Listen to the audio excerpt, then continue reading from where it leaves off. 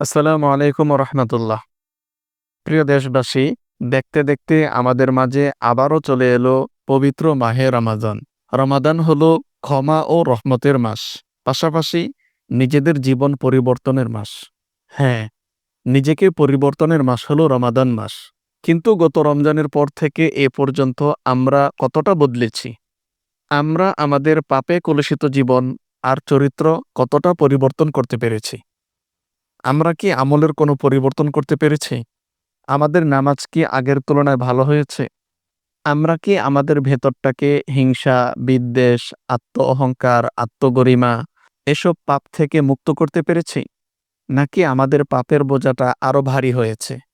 রোজা তো শুধু না খেয়ে থাকার নাম নয়। রোজা হলো নিজেকে বদলে ফেলার একটি সুবর্ণ সুযোগ। রোজা হলো মহান আল্লাহ তাআলার সাথে সম্পর্ক গড়ার একটি অন্যতম মাধ্যম। প্রিয় ভাই ও বোনেরা, হতে পারে এবারের রোজা আমাদের জীবনের শেষ রোজা। এমনও হতে পারে আগামী বৎসর আমরা রোজা নাও পেতে পারি। তাই এবারের রমজান মাসকে আমরা অনন্যভাবে পালন করার চেষ্টা করি। বিশেষ করে মোবাইলে সময়টা কম ব্যয় করি, পবিত্র কোরআনের সাথে সম্পর্ক করার চেষ্টা করি, শেষ রাত্রে উঠে তাহাজ্জুদ পড়ার একটা অভ্যাস গড়ে তোলার চেষ্টা করি।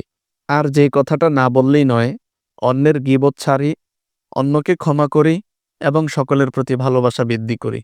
রমজান এলে যেভাবে জান্নাতের দরজা খুলে যায়, আমরাও আমাদের সংকীর্ণ হৃদয়ের দরজা খুলে প্রশস্ত করার চেষ্টা করি। এই প্রত্যাশা ব্যক্ত করে মাহে রমজানের শুভেচ্ছা জানিয়ে বিদায় নিচ্ছি। আসসালামু আলাইকুম।